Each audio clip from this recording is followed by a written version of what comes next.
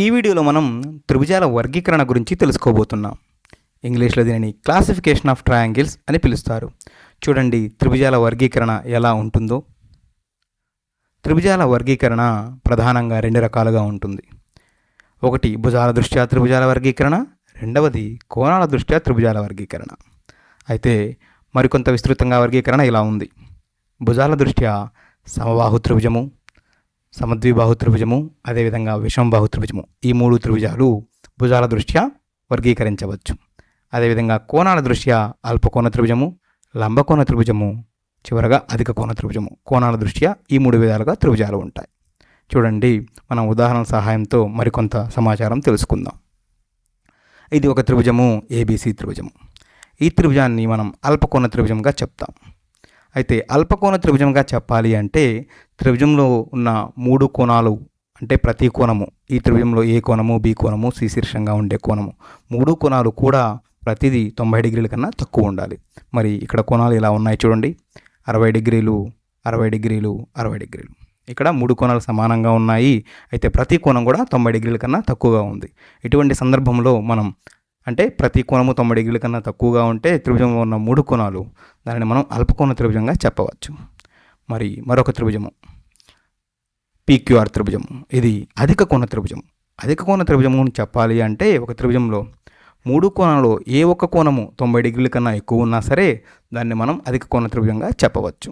ఇలా చూడండి, క్యూ శీర్షం కోణం 40 డిగ్రీలు, ఆర్ శీర్షం కోణం 110 డిగ్రీలు, పి శీర్షం కోణం 30 డిగ్రీలు. మీరు గమనిస్తే ఆర్ శీర్షంగా ఉన్న కోణము 90 డిగ్రీల కన్నా ఎక్కువ ఉంది. కాబట్టి ఈ త్రిభుజము అధిక కోణ త్రిభుజం. మరొక త్రిభుజం, ఈ త్రిభుజం చూడండి, ఎంఎన్క్యూ. ఈ త్రిభుజాన్ని నేను లంబకోణ త్రిభుజంగా చెబుతున్నాను. లంబకోణ త్రిభుజము అంటే త్రిభుజంలోని మూడు కోణాలు ఏదైనా ఒక కోణము 90 డిగ్రీలకు సమానమైనప్పుడు ఆ త్రిభుజాన్ని మనం లంబకోణ త్రిభుజంగా చెప్తాం. అంటే ఇక్కడ ఎన్ శీర్షంగా ఉండే ఈ కోణము 90 డిగ్రీలు ఉంది.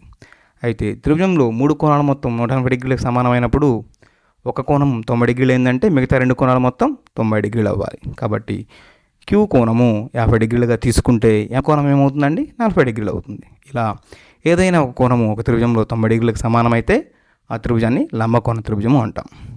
మనం ఇప్పుడు కోణాల దృష్ట్యా రకరకాల త్రిభుజాలు తెలుసుకున్నాం కదా, తర్వాత భుజాల దృష్ట్యా తెలుసుకుందాం. చూడండి, ఇది ఒక త్రిభుజము ఏబిసి. అయితే ఈ త్రిభుజాన్ని సమబాహు త్రిభుజము అంటున్నాను. సమబాహు త్రిభుజము అంటే ఏమిటంటే మూడు భుజాలు కూడా సమానంగా ఉండాలి. అయితే నేను ఉదాహరణలో 2 తీసుకున్నాను కదా, ప్రతిసారి 2 అవ్వాల్సిన అవసరం ఏమీ లేదు. అయితే మూడు భుజాలు సమానంగా ఉండాలి. ఈ ఉదాహరణలో మనం 2 తీసుకున్నాం, మీరు 3 కూడా తీసుకోవచ్చు ప్రతి భుజము. ఇలా మూడు భుజాలు సమానంగా ఉన్న త్రిభుజాన్ని సమబాహు త్రిభుజము అంటాం. అదేవిధంగా మరొక త్రిభుజం ఇలా ఉంది, పిక్యూఆర్ త్రిభుజం. దీన్ని నేను సమద్విబాహు త్రిభుజము అంటున్నాను. సమద్విబాహు త్రిభుజము అంటే ఏమిటంటే త్రిభుజంలో కనీసం 2 భుజాలు, ఇలా 2 భుజాలు సమానంగా ఉండి మూడో భుజం సమానంగా ఉండదు. చూడండి, పీక్యూ పిఆర్ 3కు సమానంగా ఉంది. అయితే క్యూఆర్ 4. ఇలా ఉన్న త్రిభుజాన్ని మనం సమద్విబాహు త్రిభుజము అంటాం. 2 భుజాలు సమానంగా ఉంటాయి, మూడో భుజం సమానంగా ఉండాల్సిన అవసరం లేదు. చివరగా మరొక త్రిభుజము ఎంఎన్ఓ, విషమబాహు త్రిభుజం. విషమబాహు త్రిభుజంలో ఏ ఒక్క భుజము మరో భుజానికి సమానంగా ఉండవలసిన అవసరమూ లేదు. అంటే మూడు భుజాల పొడవులు కూడా వేరువేరుగా ఉంటాయి. ఇలా 5, 4, 3 ఇలా మూడు భుజాల యొక్క పొడవులు వేరువేరుగా ఉంటే అటువంటి త్రిభుజాన్ని మనం విషమబాహు త్రిభుజంగా చెప్పవచ్చు. మనం కోణాల దృష్ట్యా అదేవిధంగా భుజాల దృష్ట్యా త్రిభుజాలను వర్గీకరించాం కదా. అయితే అవి రెండు కూడా సమ్మిళితమై ఉండే అవకాశం ఉంది. ఉదాహరణకు మనం తీసుకున్న సమబాహు త్రిభుజంలో ఏబిసి ఇక్కడ తీసుకున్నాం కదా, అన్ని భుజాలు సమానంగా ఉన్నాయి. అయితే ఈ త్రిభుజాన్ని మీరు ప్రతి కోణాన్ని కోణమానిని సహాయంతో గమనించినట్లయితే ప్రతి కోణము వరుసగా ఇలా 60 డిగ్రీలకు సమానంగా ఉంటుంది.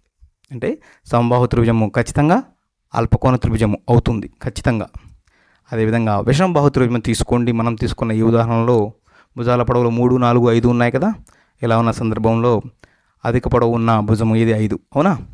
ఈ ఎదురుగా ఉన్న ఎన్ దగ్గర మీరు కోణమానిని సహాయంతో తీసుకున్నట్లయితే ఇక్కడ 90 డిగ్రీలు వస్తుంది. అది అలా ఎందుకు వస్తుంది అనేది మీకు తరువాతి తరగతుల్లో తెలుస్తుంది.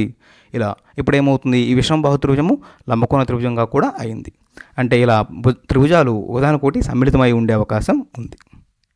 ఈ వీడియోలో మనం ఏం నేర్చుకున్నాం, త్రిభుజాల వర్గీకరణ గురించి మనం ఈ వీడియోలో నేర్చుకున్నాం.